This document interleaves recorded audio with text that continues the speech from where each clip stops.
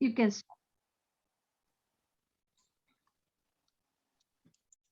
Good afternoon, everybody.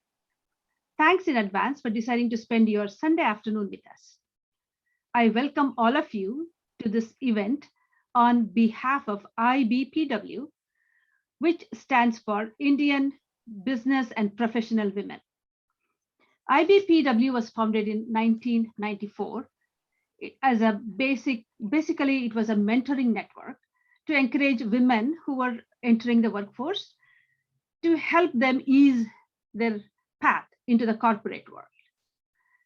IBPW has always two flagship events every year. One of them is the annual mentoring event, which we have not done for the last 2 years for the reason of pandemic. The next event is our annual book discussion event in affiliation with Silicon Valley Reads. Silicon Valley Reads came up with this concept that it would be a great intellectual stimulation if the entire Silicon Valley read the same book at the same time, and then they came together to discuss the various events. It's organized by the Santa Clara County Office of Education, Santa Clara County Library, and San Jose Public Library Foundation. Every year, Silicon Valley Reads dedicates a whole month or maybe even 2 months for these events. There are numerous discussions which are held. We at IBPW are hosting one of these events here today, and we have been a proud co-sponsor of this program for the last 16 years. And the event is actually designed to promote reading and literacy, and also to get a sense of community. Hello, my name is Shyla Sohoni. I'm a finance professional and an avid reader. I'm a proud member of IBPW and have been participating in IBPW events for the last 20 years. And I'm very excited to be moderating today's event. Today, we are discussing the book, Dream Called Home by Reyna Grande. This is a memoir, and it is also selected for the National Book Critics Circle Award finalist. The story is about Reyna and her quest for belonging, her quest to become writing as a career writer, and just have a home.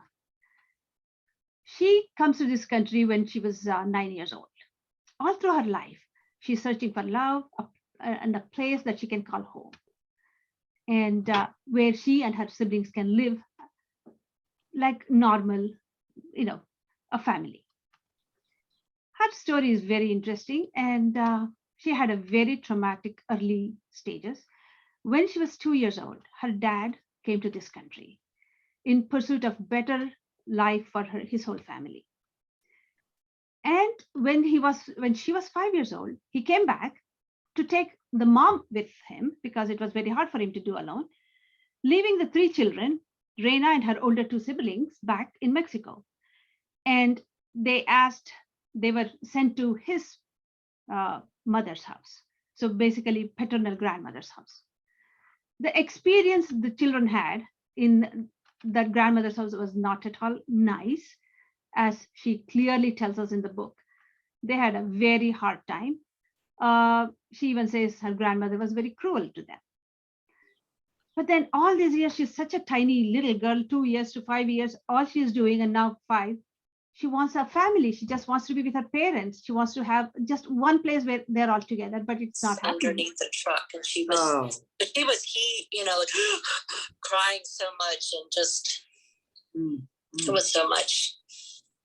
But can you mute then them? Later in the night, I found out that she found out who it was. Actually, no. Nagja, I don't think it wasn't until Friday. All right. Sorry about that. Please, all of you listeners, mute your audio and video, please. Thank you very much. Okay. I was saying that she's now 5, and now she's with her paternal grandmother, and she's having a very hard time, missing her parents, and on top of it, she's being treated badly. And at some point, the father leaves the mother for another woman, and the mother comes back. But again, mother leaves her kids behind, in search of a better relationship. So now the kids are sent to the maternal grandmother's house. Here, the experience is not so bad. The grandmother is treating them pretty well, but still, it's not home, it's not parents. So Reyna is still miserable. When she is 9, the dad comes back, and then he decides to take the 3 children to US. And they try to cross the border. 2 times they do not succeed. And the 3rd time they succeed. So life should have been perfect after that, but no, because again, there has been a little bit of parental abuse in this book that you will see, that it's like a cycle. It cycles through from parent to parent, and she gets treated pretty badly by her father too.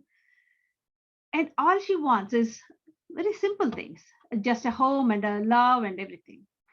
But long story short, Reyna tries hard to achieve her dream.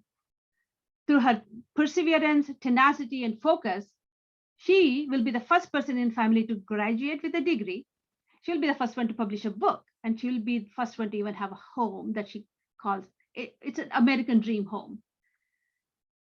It is a story of struggles and wins and love and abandonment and family and struggle to fit in. So she always felt that she neither belonged here or there, and she was kind of torn always. So I can relate to this book a lot. I came to this country I was an immigrant from India, and I came to here to study. My parents, just like Reyna's father, who always insisted the kids should go to college, study, and do well. But then he later, once his older 2 siblings dropped out of school, just lost the faith in that any kid will go to college, and he just did not even support Reyna. My parents were always telling me that I should go to college, study well, and that I can relate.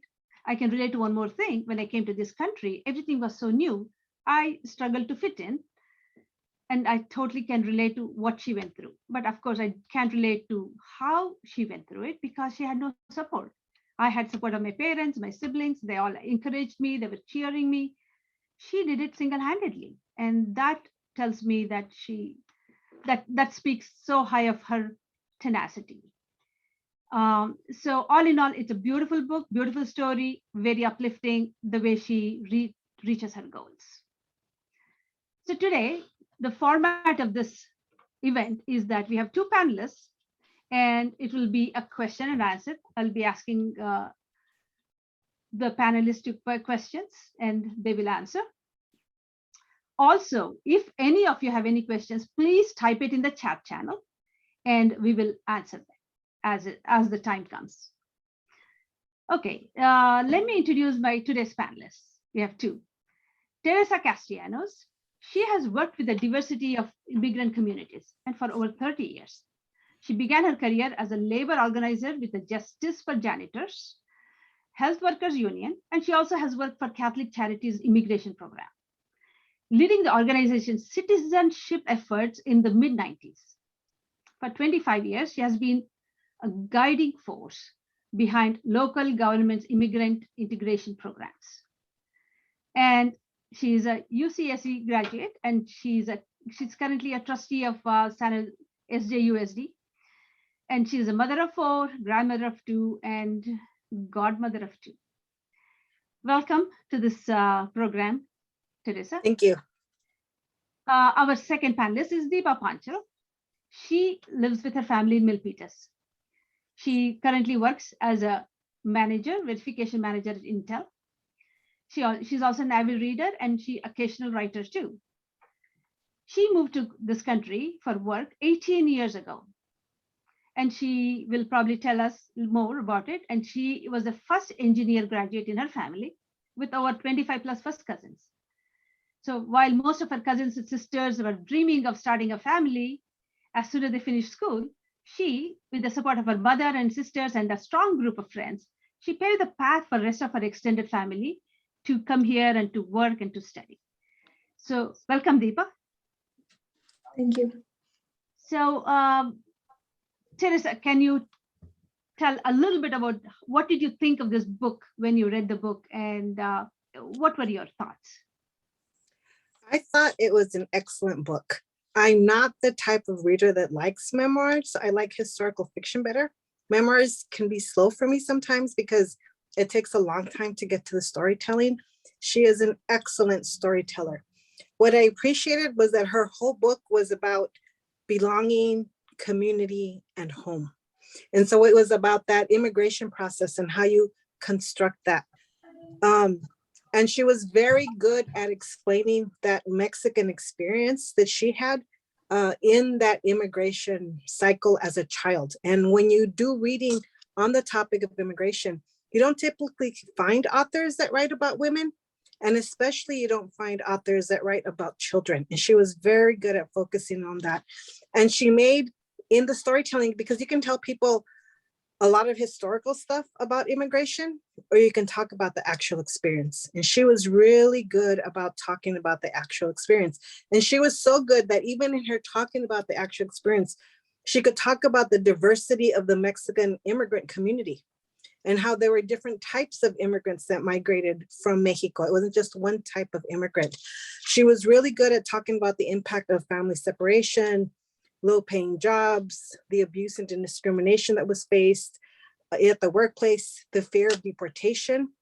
She was excellent at talking about how her writing was her way of writing herself into existence.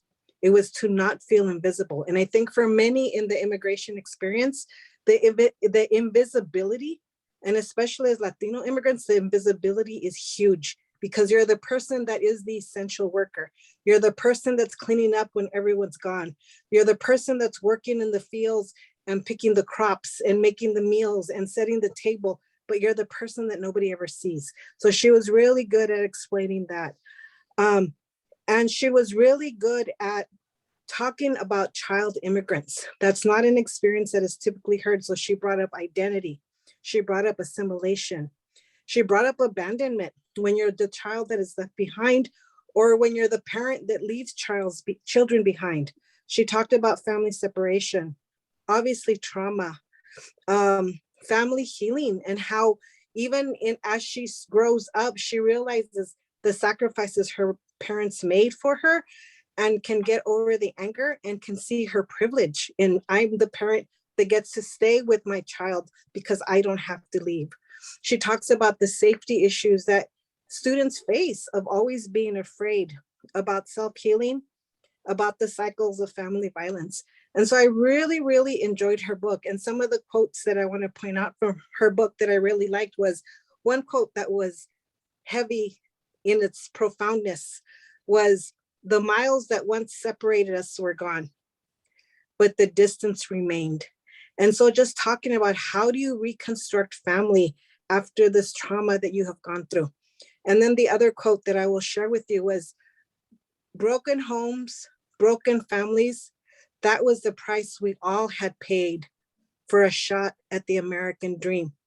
And so I think when we talk about immigration, we tend to romanticize, and obviously we focus on all the good things because people are making sacrifices for those good things, but there's a lot of complexity in the immigration experience. And you don't find it, you're not going to find it in the newspaper, and you definitely don't find it in the media. And this version that focuses on the vision of children is also difficult to find. So I love this book. It was well written. It was very quick. It was an easy read, but it was profound at the same time. Excellent, excellent. You really summarize the whole book in such beautiful words. And when you were saying, two things came to my mind: how she constantly has this bad dream that the father never never came back to her, and then she was abandoned. She stayed alone in Mexico, and that keeps coming back to her. Another thought that reminded me of, when she goes back to Mexico the second time or third time, her cousin asks her, is America Disney World? And then she says, no, it is magical just like that. And I thought that was very nice too. Thank you very much. That was perfect. And her first book, Across the 100 Mountains, is about the child that is left behind. That was the first book of hers that I read. And so to hear her also talk about how the books are being developed in her life as she is going was very nice to read. Yeah, thank you. That was perfect. Deepa, what were your thoughts? Sure. First of all, Shyla, thank you for the introduction, and really thank you, Deepa, for this opportunity for opening up the world of IBPW and Silicon Valley Reads. Highly appreciate the books that Silicon Valley Reads have selected for us. The unbelievably opposite worlds that are depicted very precisely in a girl with louding voice about an African girl living in dire poverty, but yet not giving up on her education, and the Authenticity Project about urban folks who have everything in the world they can ask for, and yet they wallow in self-pity and loneliness. But what we truly need is the courage and compassion of Valerie Kaur in See No Strangers, and aspirations and dreams of Reyna Grande in A Dream Called Home. And as we wade through the wars and pandemics, and so that's the summary. The book I resonated the most was Dream Called Home from Reyna Grande.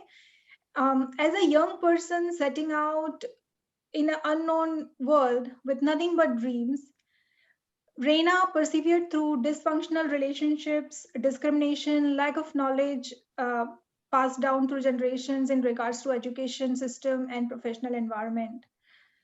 So I want to focus on her professional journey, as Shyla and Teresa pointed out her other things.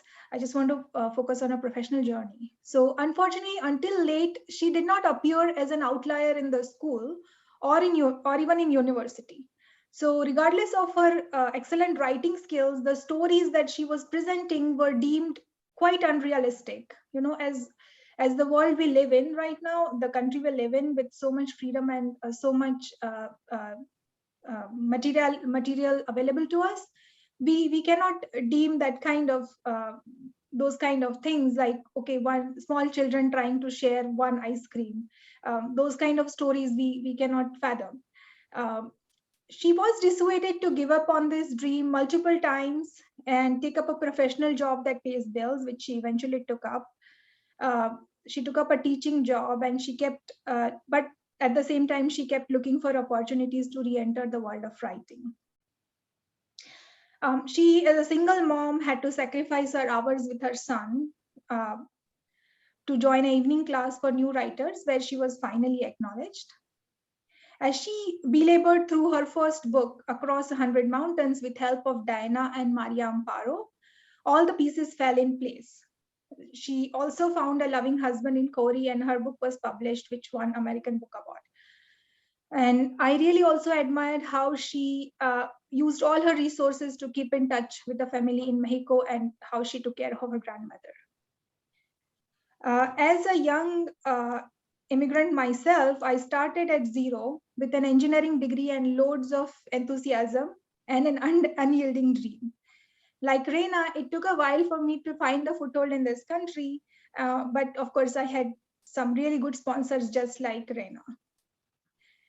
And I really felt the same way as she felt on the podium when she was presenting her book in the Los Angeles Times Festival of Books after completing my artificial intelligence project at Intel. But I had to weigh in on several different aspects of my life and make really difficult choices. Freedom to visit my family and taking care of them in difficult times. Luxury of mingling with close friends at will, celebrating festivals as community, attending weddings and funerals, wearing vibrant colored ethnic dresses and elaborate jewelry are just a few things that I missed most while I was away here. The hardest of the decision was to keep my infant with a nanny to resume work, having no family over here. But again, the system, I really appreciate the system in this country, as my manager really worked with me and encouraged me to join with very flexible hours and moderate assignments. So I don't have to stay in office long. So I really this book, I really love this book. I really like how she writes, and it just and I wish more and more we can create more and more resources for young professional immigrants, and we can make things easier for family to visit. Yeah. Thank you, Deepa. That was very nice. The book starts, the first page, even before you read anything. I mean, this book, like Teresa said, million things that I have probably underlined myself. Everything is it kind of really beautiful, the way she is expressing her feelings. The book starts with this quotation, which kind of I stopped when I read this. So let me read it for everybody. It's a quotation by Patricia Engel. It says, all immigrants are artists because they create a life, a future from nothing but a dream. So let me start with you, Teresa. Do you agree with this statement? And I mean, have you seen or worked with any cases where that make you agree or disagree with this?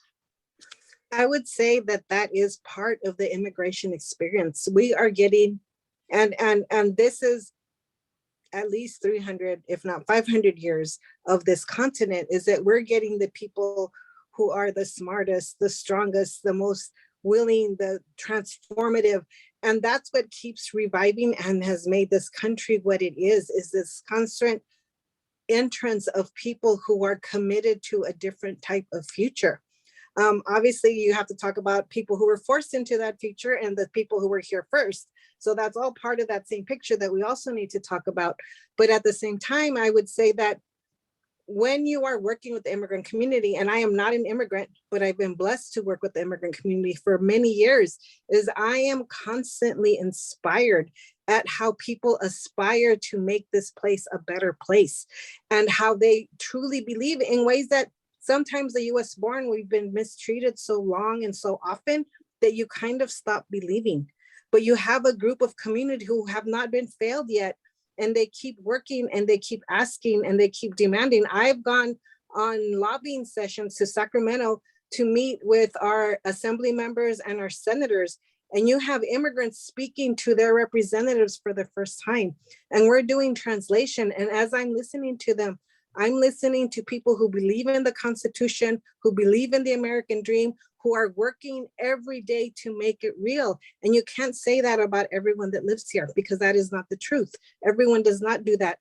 And when I see the anti-immigrant sentiment, because there is a lot of anti-immigrant sentiment in this country too, when I see how much anti-immigrant sentiment there is and how people still believe, I'm like, wow, in awe of the commitment and dedication that the immigrant community makes on the daily to this country and how we benefit from that commitment. Excellent. And when you were saying, I was reminded of something that Reyna goes through when she is in UC Santa Cruz. She goes to downtown and then she sees homeless people begging for money. And that's when she sees a contrast. She says that people of maybe like her father who came to this country with zero money, no money, they never begged. They wanted to work hard for every penny. And she feels there's a contrast, there's a difference, that immigrant people are always wanting to do the right thing, give back to the community and work hard. Yeah, I totally agree with you. Completely agree. But the difficulty there, the other side of that coin, is that when people really need help, they don't ask for it. And we are going through times where it's really hard to make shifts, but culturally people say, well, I'm not going to ask for help. And that means you're suffering unnecessarily, because we all pay for that safety net. Yeah, good point. So what are your thoughts, Deepa? Sure. So I always dreamt of working in the field of science and technology as a child.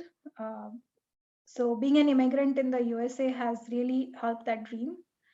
I'm not a dark-skinned girl from a average family and average looks. Rather, when I'm working, I'm a tech wizard who can understand challenges and really deliver results that matter for complex products. Those products are so much more important right now in the world of COVID. As much as I would believe, as much as the doctors and nurses, technology has saved the world of COVID. With Zoom calls and WhatsApp, we are able to keep in touch even though we are isolated. We stayed connected all through this. So I really feel proud of that, and that's why I would say yes, all immigrants are artists. They come, they create a life for future, and they advance the country at the same time. Yeah. Great point. So basically you're saying You are an artist with a scientific bent of mind, and you're creating something new. Excellent. Yeah, this is the land of opportunities, and we are grabbing that opportunity. Yes. Yeah. Very good. So I believe we all have this. We can make the world a better place to live, whether we are immigrant or not immigrant. But yes, being an immigrant in here with a lot of opportunity helps that a lot. Okay, yeah, good point. You might have even mentioned this already. My next question is Diana. Diana is her professor in LA. She's the one who kind of pushes her when she's in community college. She makes her go to UC Santa Cruz. That's not just it. She's there all through her life, standing, giving her support and encouraging.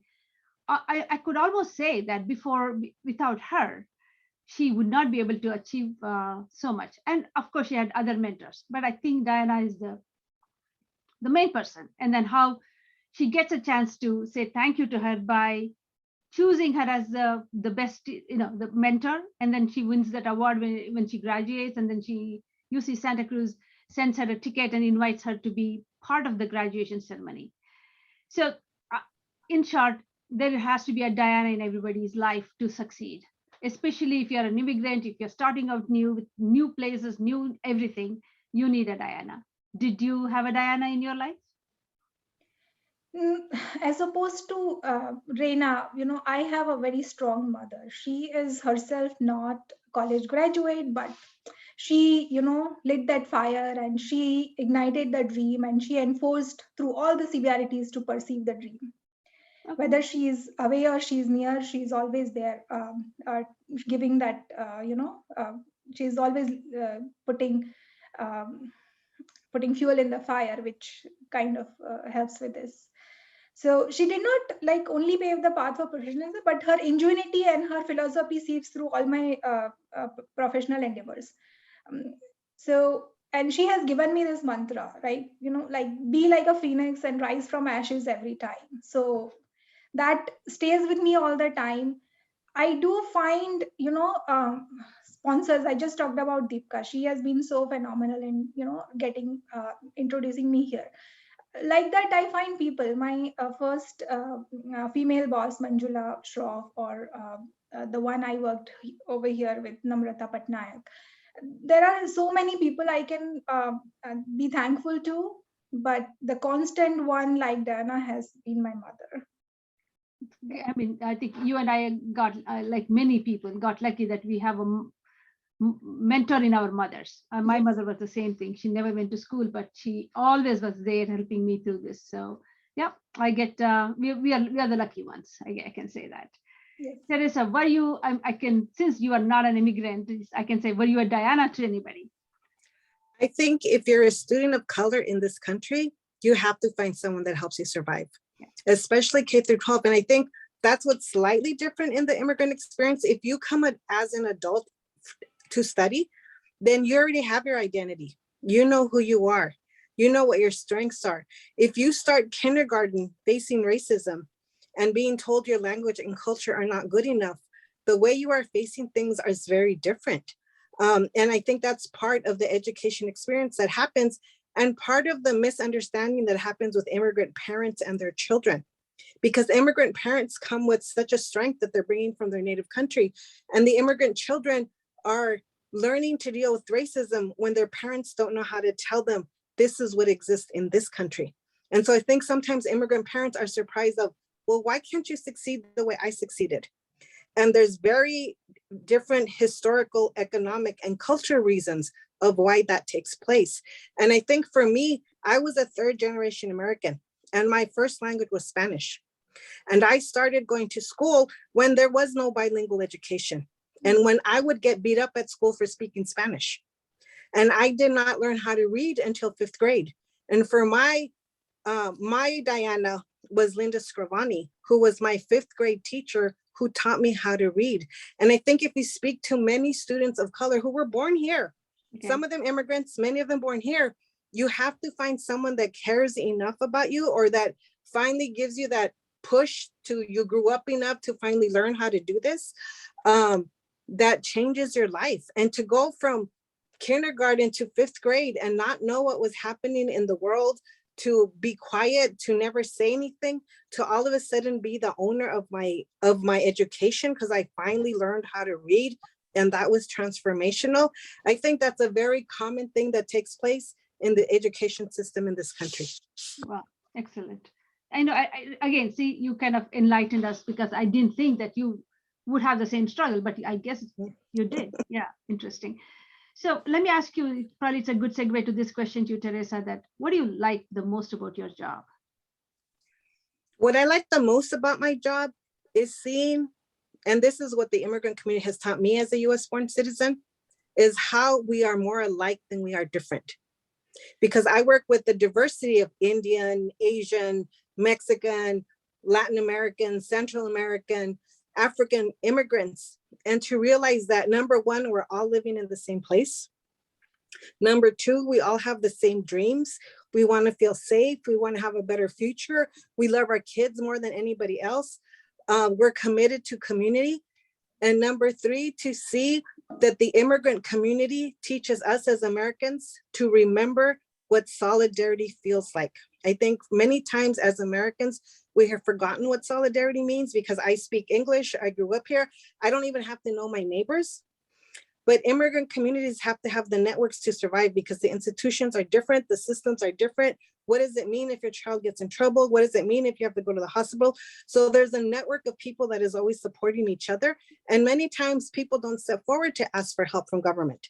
So that means they are taking care of each other. So what has always left me in awe is the solidarity that the immigrant community teaches us to remember that is part of our humanity. That reminded me of an incident where Reyna in LA, in front of her house is this fruit vendor, and she has seen him for like 3 years and he hasn't even said hello. And her mother comes there, and next day she knows the entire history and they're bonding together. Yeah, that's exactly what it is. It is that solidarity of the community. Let me ask you a question, Deepa. So when Reyna goes to her college, the first day in Santa Cruz, somebody asks, where are you from? I mean, which is a simple question. We probably face that question every day. But then she kind of stands still. Where am I from? Born in Mexico, and then I came here. I was in LA. Should I say I'm from? And finally, she kind of, after all the thoughts, she says, okay, born in Mexico, grew up in Mexico, and then came here, and then from LA, I've come here. So you've been here in this country for 18 years. How did you answer from day one, and how would you answer it today? Is there any difference? Have you changed how you feel, where you belong and where you're from and such? I usually take things with a very positive stride. I'm a very positive person. But also, as opposed to Reyna, I did not come as an illegal immigrant, but instead came as an expert to advance the technology field. So I remember one incident in particular when my American boss asked me to invite my colleagues for an impromptu meeting. So I just went and dialed all the numbers or all their extension numbers without looking at the directory. And he chuckled and he said, okay, now that reminded me that you are from the land of Ramanujan, the great mathematician. So I usually don't feel embarrassed. I instead proudly declare that I'm originally from India. And I am also fortunate to land in Silicon Valley, which is a hot pot of it's a part of lot of communities mixing. So I found a lot of Indian colleagues the day I landed. So I think I haven't had that kind of issue anytime ever. Thank you. So let me ask you, Teresa, a question. So what immigration reforms do you foresee coming in immigration? I mean, you're so close to this and you're living it every day, and you're kind of living their lives and you're understanding. So what's going to happen? I think we still have a lot of work to do. I would say that we've been on the verge of change at least for 20 years. And every time it's just within reach, something happens that just shatters it all. I thought that we would be in a different place when we saw that immigrants were the essential workers, that immigrants were the health industry, that immigrants saved us in the pandemic. I thought we would see more structural change. We have not seen any structural change. Everything continues to be the same. And so that means that the vulnerable are very vulnerable.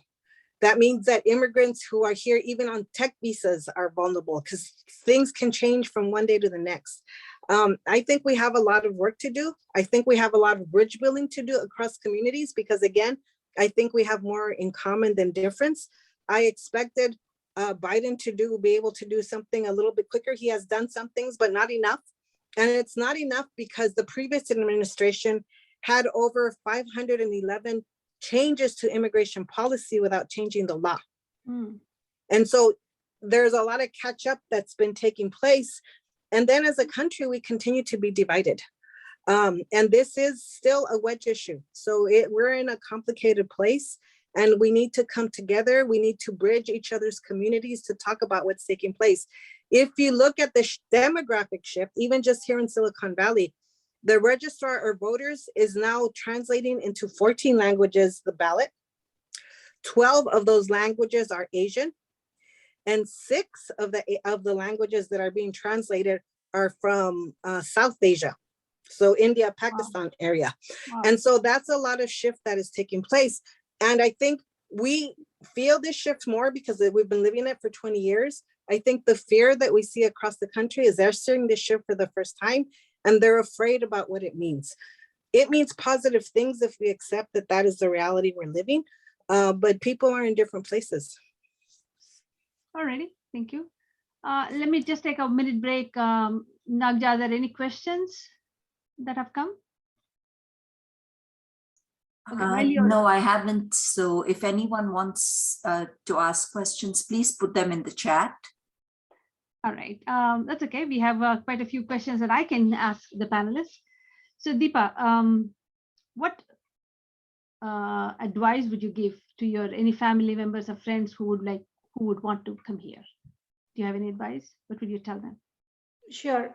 So instead of caution, I would like to give points of encouragement. So in this country, social responsibility, work environment, respect for women, diversity and inclusion are very much prominent. If you have some ideas, you have things, you want to change, you want to create something better, you would definitely find backers here much easier than anywhere else. Also, in terms of inclusion, I have a friend whose kid needed a special education. She sacrificed her family ties and migrated over here. She found that the community here is much more accepting of the mental health issues, and her son is really having much better education than he would have had anywhere else. So I would definitely give those as words of encouragement. Okay, Teresa, what would you tell people if somebody wanted to, came to you for advice? What would be your advice to them? My advice would be find community. Community will help you survive anything you need to survive. Create belonging, create bridges, help others. The United States can also be a very lonely place. And I think for anyone, regardless of where you were born, belonging, community, and home are key to feeling healthy. And I think the pandemic taught us how precious these things were. Okay, yeah, great points, great point. Deepa, did you ever regret your decision of coming here? Probably you have said that you've been very happy, you've been positive, but was there any time you said, I wish I hadn't come here, I wish I was back there? Was there anything that made you think that way? I do regret occasionally, when my family is in need of me to be there around them. One particular incident I just mentioned, that when my son was born, my parents could not come over here due to immigration issues. So we really need to make the immigration system a little bit more, we need to improve on it so that we can identify people with genuine family ties versus people trying to immigrate illegally. So yeah, I'm really hoping that we will improve on that part of the immigration. So I do regret, last year I had a family incident where we wanted to go, but it's so far away and it is we just couldn't go. Yeah. So it basically, I think what you're saying is family is so important, and that's what it is, one would miss. There are occasions when, yes, there are occasions when when I do regret that I shouldn't have been Right. here. That reminds me of how supportive Reyna was for her family. And I was completely couldn't believe when she, being a student with like almost like no money, and she's like living a hard life, she goes back to bring her younger sister Betty to stay with her so she can go to school. I mean, that was like, when I read that, I said, I couldn't believe this, because it's like a kid taking care of another kid. That was very nice, very nice. And especially then we do read in the book that how her cousins who are been in Mexico, she's sending them money so they can come to study, go to college. That's excellent. I mean, I guess the family is the common thing. Like what you said, Teresa, we have more things in common than not common. So I think everybody finally kind of boils down to the family and the relationship and the love, and so those are so important. And that we see entirely throughout the book. It's very nice. One more little, probably a serious question to you, Teresa. What are the common misconceptions about the immigrant communities here? I would say that the most common misconception is that immigrant communities have a Peter Pan complex, that they come, that they don't know anything, that they don't grow. Not true. No one gets stuck in childhood. The other misconception is that there's a difference between legal migration and undocumented migration. I don't think there's a difference. There's structural differences. And if there's 11 million undocumented people, is because the structure was created to create 11 million undocumented people. Right now, you can be a US citizen who marries someone, and you can be married for 20, 30 years, and you can do nothing to change their status because of the way they entered as a child when they had no control. And we've created this this population so it could be easily manipulated and easily exploited. So we also have to hold accountable our representatives to say, you cannot be exploiting this population, and this population helped you survive this pandemic. In this pandemic, there was people who were inconvenienced, and there was people who sacrificed every day of their lives to pick our food, to set up in the grocery stores, to cook food in the restaurants, to deliver food, to take care of people that were sick, to clean the hospitals. And those people have been called essential workers, but there's nothing in the structure that says you matter to us. We keep exploiting you. So we can force you to work, but we don't have to recognize that you're a human being contributing to the survival of this nation. So I think that's a very big misconception. The other misconception that I would say is that people think they know a lot about immigration. They know very little. Did people in this conversation know there was 511 changes that took place in 4 years? But everyone has opinion about immigration.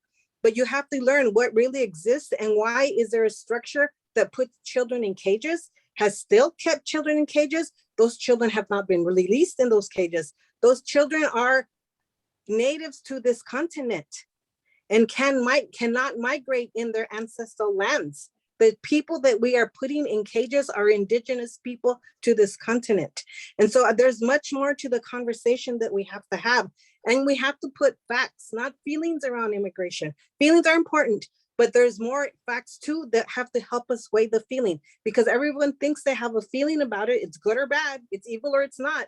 But let's look at the conditions that are producing vulnerability, not only in the undocumented workers, but also in the high-tech workers that also face a lot of vulnerability. If you get laid off, you only have a month to find a job. And if you didn't find a job in a month, then you are undocumented. And the fastest undocumented population growing in Silicon Valley is Indian, because they get displaced from their jobs, they can't find jobs quickly, and now you're undocumented. And so I think we have to be careful about the way we use the terms. Excellent point. Excellent. I can say that I did learn quite a few things from you today. Some of my misconceptions have been removed because of the conversation. I just saw a question from Deepa. Her question says, many of us are filled with guilt, leaving our parents behind, especially when they have no support system. That's the price we pay for our ambition. And so she's asking me and Deepa, have you felt the guilt since you're immigrants? So I can quickly answer how I felt, and then I'll pass it on to Deepa. I was, again, one of the lucky ones, Deepka. I am 8th child of the youngest of the 8 children. Out of which 6 children are in India. So my parents always had a support system. And I always used to feel I'm so lucky because I would just go and see my parents when they needed, but I didn't really have to take care of them day to day. My siblings were there, but I know so many single children who have come here and whose parents are getting old, and they struggle. They struggle because they have a career, they have a family here, they don't know what to do. So I was one of the lucky ones, I can say. What are your thoughts, Deepa? Because before we conclude this session, we are out of time. Do you have anything to add? Sure. So yes, that guilt will stay with me forever. I was not able to take care of my in-laws, although my parents are with me right now. So I wish there was something we could do to really help them, and we could take care of them when they really needed us. So excellent. What a great session. Teresa and Deepa, thank you very much for your time. And thanks everybody for calling into this. And this is being recorded. So if anybody would like, we can send you the link of the recording. Thank you very much. thank you, Have a Teresa. great Thank you. Sunday evening. Thank you. Wonderful conversation. Thank you.